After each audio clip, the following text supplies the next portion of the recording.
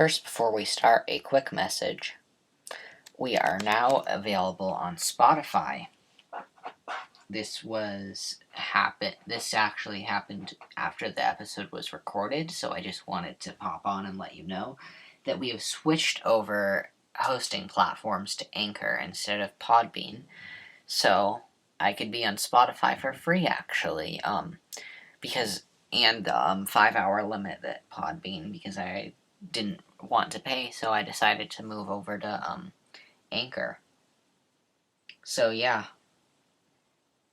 that's my quick little spiel. I will leave the links. It's under I Know podcast. We're hoping to get back on iHeartRadio and on TuneIn as well, and possibly Apple Music. But I am not completely sure of that. So thank you, and now enjoy the show.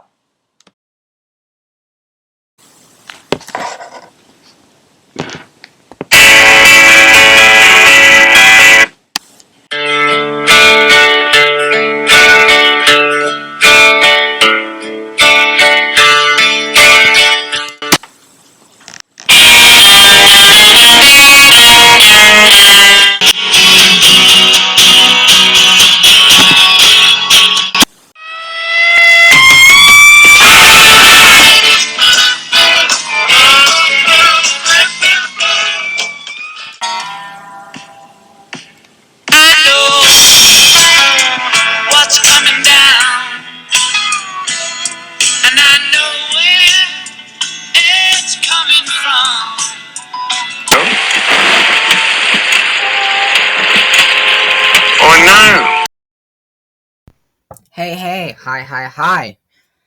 Welcome to I Know, a Beatles and solo, a solo Beatles podcast focused on the 4 solo careers of John, Paul, George, and Ringo. We review albums, talk about different topics. I'm your host, and your only host, Hudson. And today we're going to talk about, the album Venus and Mars. We're going to kind of also talk about how this has kind of been reevaluated as an album, because this was kind of underrated for a while. And I think this has really gotten reevaluated in a good way. First of all, I do want to announce a really unfortunate and sad passing of Zach Nilsson, Harry Nilsson's son, the producer who worked with Ringo.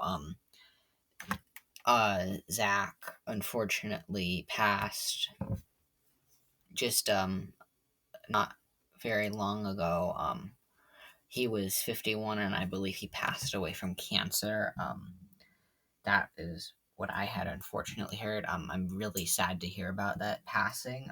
And my condolences go out very deeply to Zach's family and the Nilsson estate.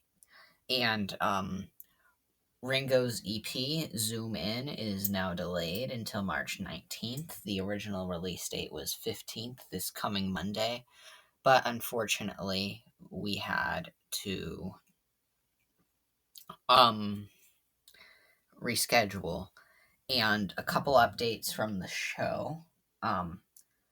We are going to be having another guest on very soon. I'm not going to give any details yet. You will just have to wait and see for next week what will maybe uploaded. So, let's get started. So, first of all, Wings had the massive success in 1974 with Band on the Run.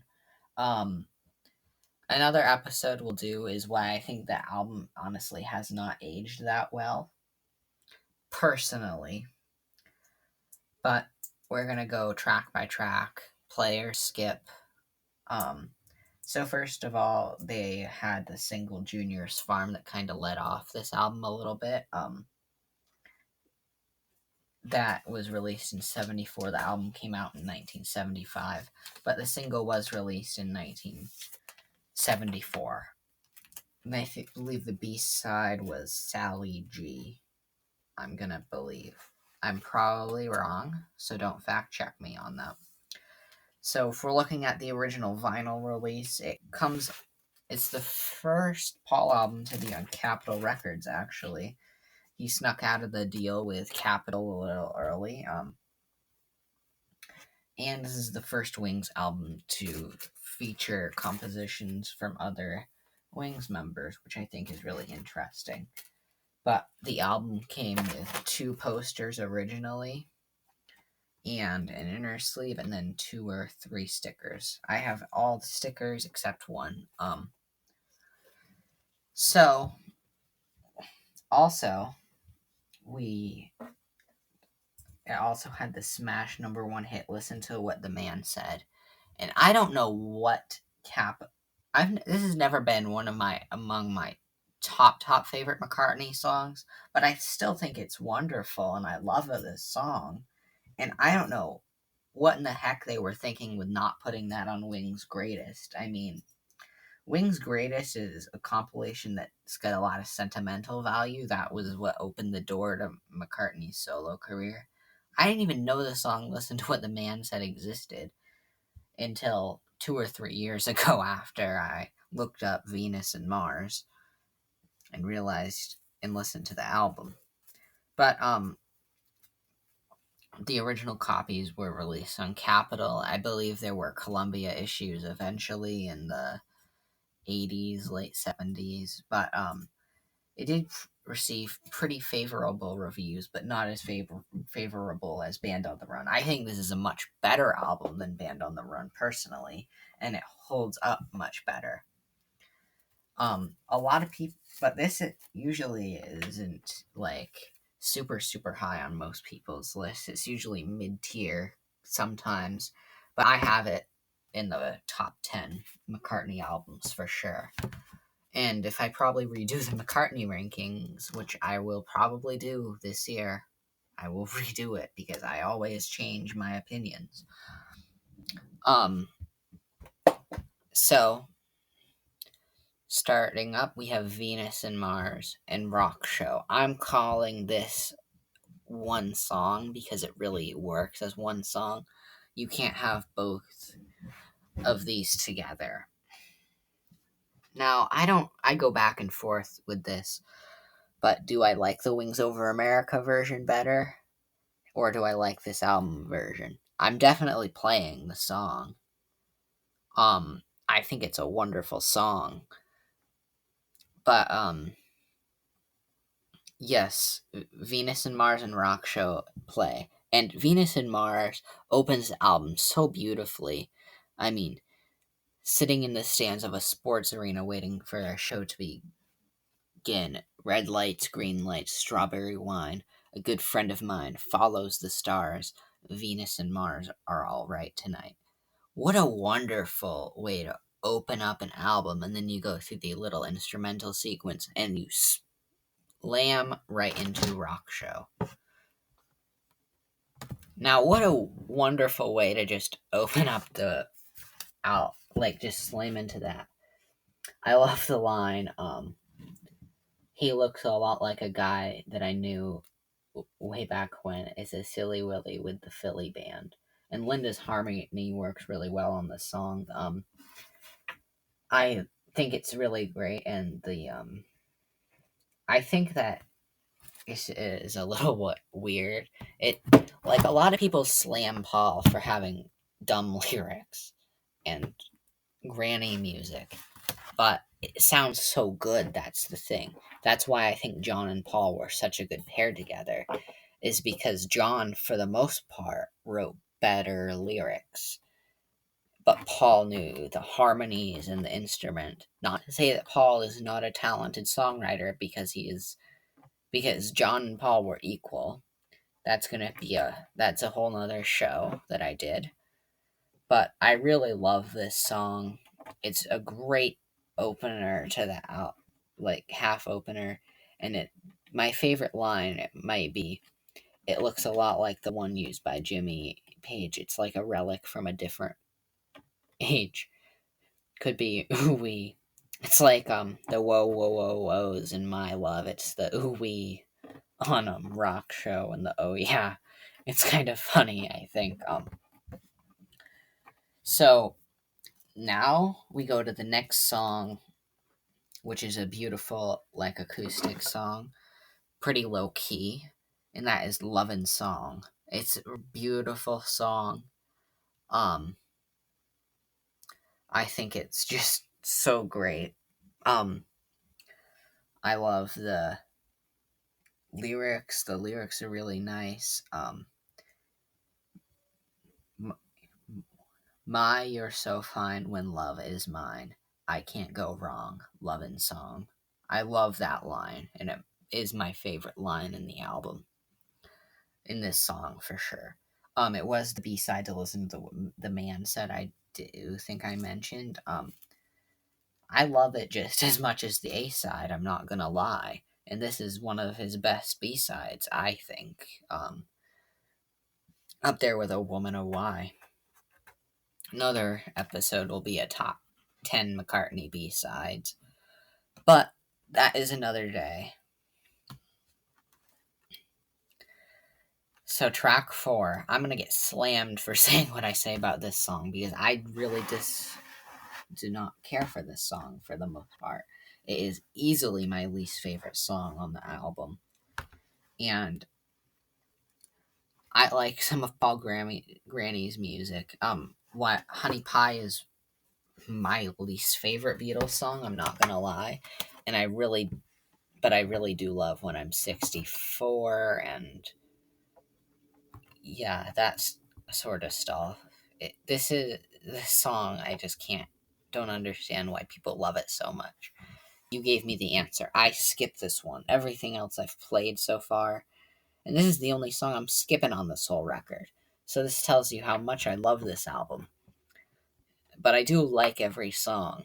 Like I like it in the context of the album, but I'm not gonna play this song. Just gonna play this for the album. But I think that the line, you will never be crowned by the artistry to their delight. You'd merely invite them in for a cup of tea. That is just so Paul, and I think that's so schmaltzy and fun. And I'm not a Paul hater, but I love that line. And it's a okay song, but I skip this song for the purpose of this episode. So this is a rocker, really great song. It's Magneto and Titanium, man. I know somebody out in this world hates this song. Kid O'Toole, I know you're gonna hate that I say how much I love this song. But, well, I was talking last night, Magneto and Titanium, man. I love you were involved in a robbery, that was due to happen at the 2:45 in the main street. I love this song, and it's my favorite on the album. I'm not gonna lie, just so upbeat, exciting, and fun. But yes, that is Magneto and Titanium, man. Track number 5. Play and repeat, please. Track number 6. This is one that Paul actually plays quite a bit in his modern day concerts.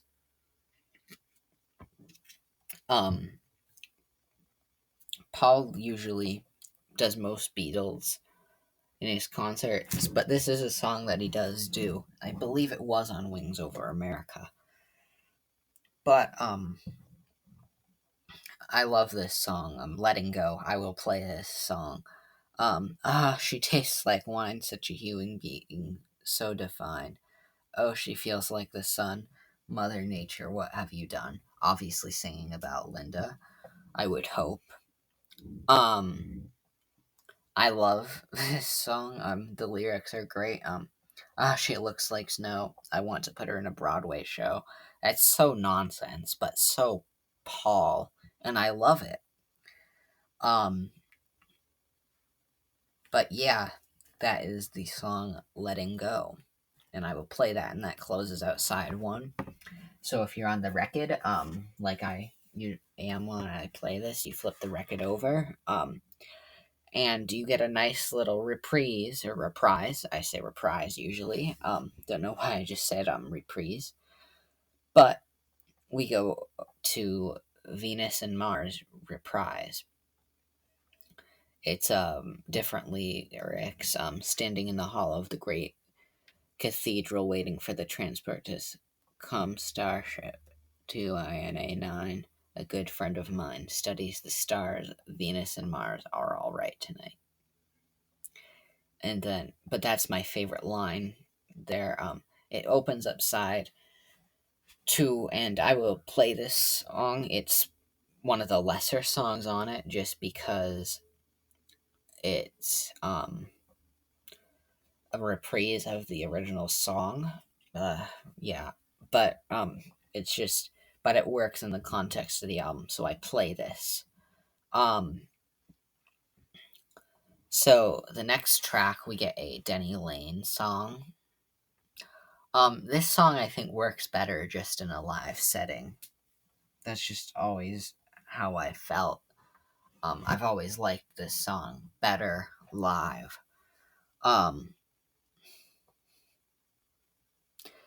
But you're my baby and I love you. You can't take a pound of love and cook it in the stew. I just love that line. This is a perfect song, I think. I just want to see if this is McCartney written or Denny. Yes, it's a McCartney written, and he gave it to Denny Lane to sing lead. First Denny Lane song that was released on an album. He did have part lead vocals on No Words and I Lie Around a B-side from Red Rose Speedway era. But that is Spirits of Ancient Egypt. Great song, I think. You're my baby and I love you. I love that opening line. I'm your baby, do you love me? I can drive a Cadillac across the Irish Sea. I love that line so much. It's just a great song, but it does work together live, I think. Just more upbeat and kind of in your face kind of stuff, I think, personally. But I'm going to play Spirits of Ancient Egypt, sung by Denny Lane. So the next song, this may be my favorite Wings song that is not sung by Paul, and that is Medicine Jar. What's wrong with you? I wish I knew. You say time will tell. I hope that's true. Just such great lines. If you keep sticking your hand in the medicine jar, I think it's possibly talking about drug addiction, maybe. But great song, obviously sung by the late Jimmy McCulloch, who is just so interesting and underrated and forgotten, I feel like. A lot of people say that Paul was Wings, but I think Wings was an element. I think that might just be as bad as saying John or Paul was the Beatles. But I think Wings really needed Linda's harmonies to work.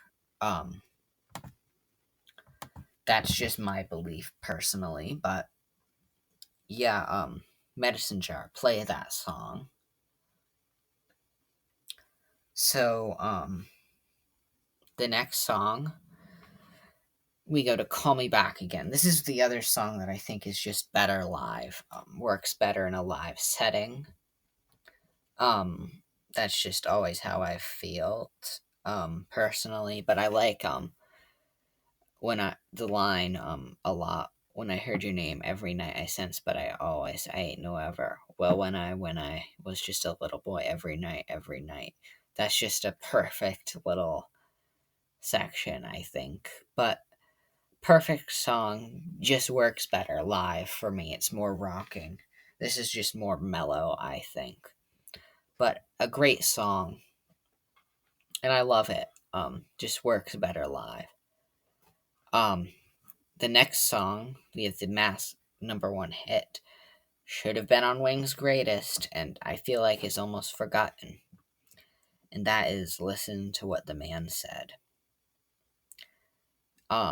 You know, nonsense lyrics, really just perfect lyrics. I think it fits the album really well. But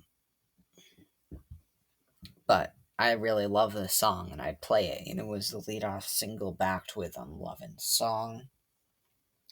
But perfect song, I think. I really love it. I don't have any gripes with this one. I really can't find anything bad with it. I like to nitpick. I like the live version a lot, but I think I prefer the studio on this one. Wings Over America I will revisit at some point. But yeah, listen to what the man said. So, I never remember the name of this last song. I always say the old retirement folks. Ooh, people are not gonna like what I say about this song, but I like to have my own opinions. This is not a favorite of mine. It works to close the album, but I don't love this song. I like it, but I just don't love it.